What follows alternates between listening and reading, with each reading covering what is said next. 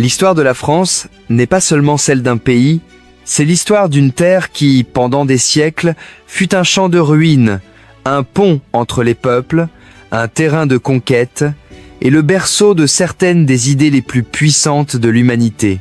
Pour comprendre la France d'aujourd'hui, il faut plonger dans 15 siècles d'épreuves, de guerre, de génie, de trahison et de renaissance. Des Francs à Charlemagne, des Capétiens à la Renaissance, des révolutions à Napoléon.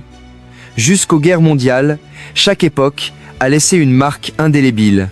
Voici le récit de cette nation qui n'a cessé de tomber pour mieux se relever.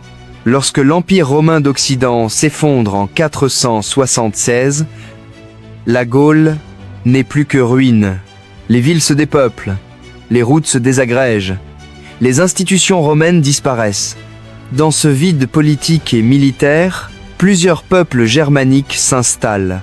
Burgondes, Wisigoths, Alamans, mais un groupe se distingue. Les Francs, un peuple organisé, militaire, ambitieux. Dans un monde fracturé, ils voient une occasion unique. Reconstruire un pouvoir là où tout s'est écroulé.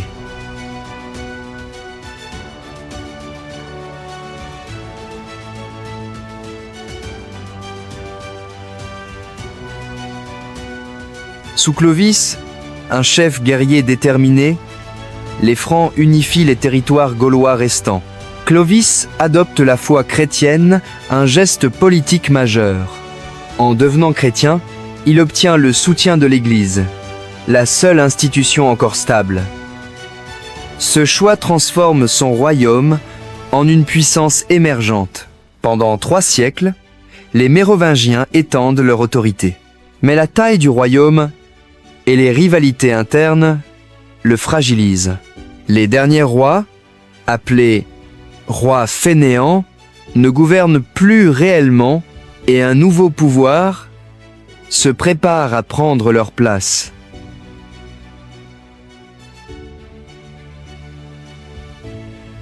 Les Carolingiens prennent contrôle du royaume et un homme s'impose.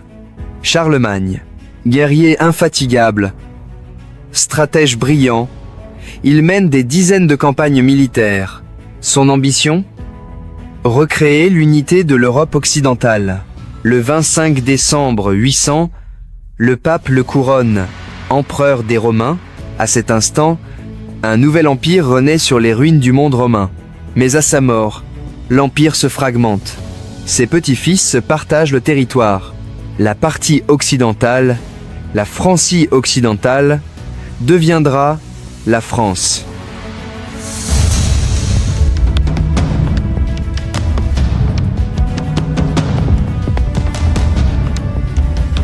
Après Charlemagne, l'autorité royale s'effondre à nouveau. Le royaume n'est plus qu'un ensemble de fiefs indépendants. Les seigneurs contrôlent la justice, les terres et les armées. Le roi, lui, ne règne presque que sur Paris.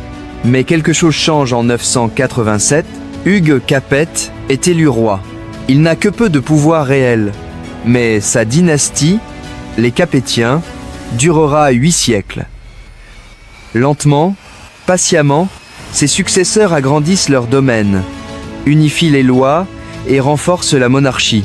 Du XIe au XIIIe siècle, l'Europe s'élance vers Jérusalem dans les grandes croisades. Les rois de France y participent, laissant derrière eux un royaume agité. Mais une autre menace grandit, l'Angleterre.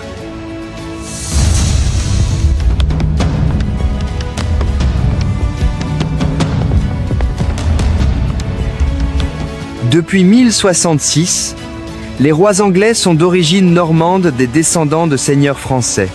Une rivalité commence, nourrie par des clans territoriaux et familiaux. Cette tension finira par exploser dans l'un des conflits les plus longs de l'histoire.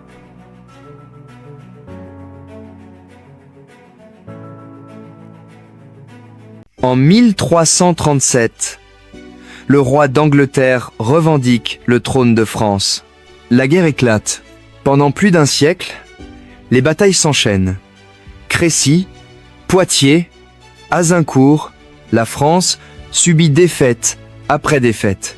Les Anglais occupent de vastes régions. Le roi français est capturé. Paris vacille. Mais une jeune fille venue de Lorraine va renverser l'histoire.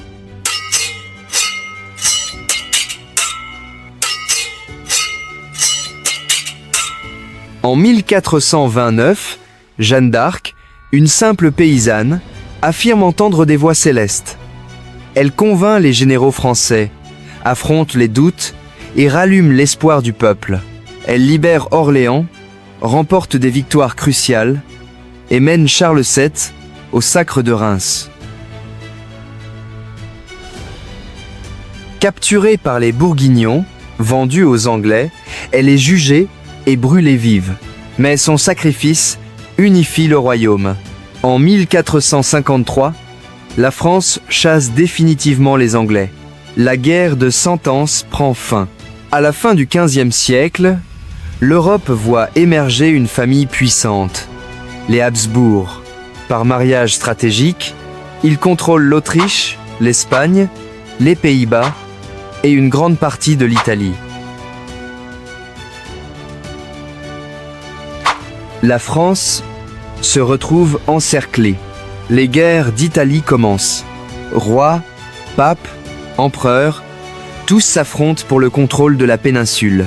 Un conflit géopolitique qui dure près de 60 ans et redéfinit l'équilibre européen. La Renaissance s'installe en France. Les arts, la philosophie, l'architecture s'épanouissent. Mais derrière cet éclat, un drame se prépare. Un nouveau mouvement religieux, le protestantisme, divise la société. Catholiques et huguenots s'affrontent dans une série de guerres sanglantes. Massacres, complots, vengeance. Le royaume sombre dans la violence.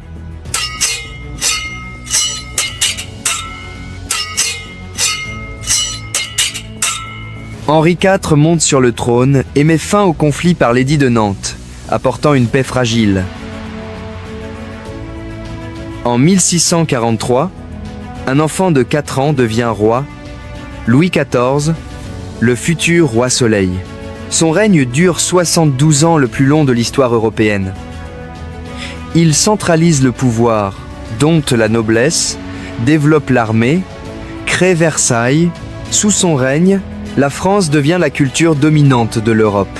Mais les guerres qu'il mène épuisent le pays et creusent la dette.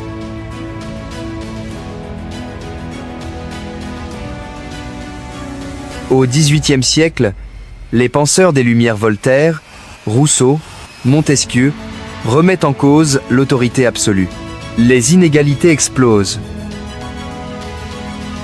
La colère grandit. 1789, le peuple se soulève, la Bastille tombe, la monarchie s'effondre, le roi est exécuté, puis vient la terreur, une période où la guillotine devient la loi. Un jeune général corse s'impose, Napoléon Bonaparte.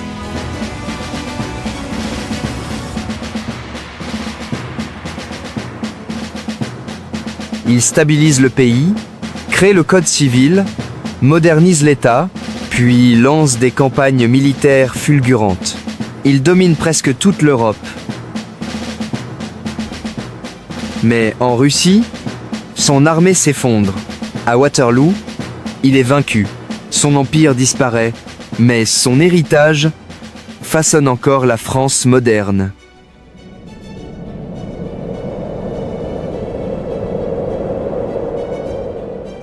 Le XIXe siècle voit d'autres révolutions, d'autres régimes.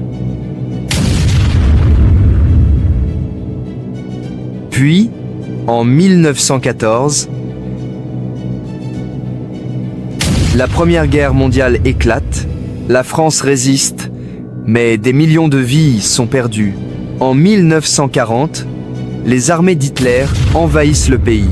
La France tombe, mais la résistance organise le combat dans l'ombre. En 1944, Paris est libéré. En 1958, sous l'impulsion du général de Gaulle, naît la Veuve République, le système encore en vigueur aujourd'hui. L'histoire de la France est faite de chutes, mais aussi de renaissances.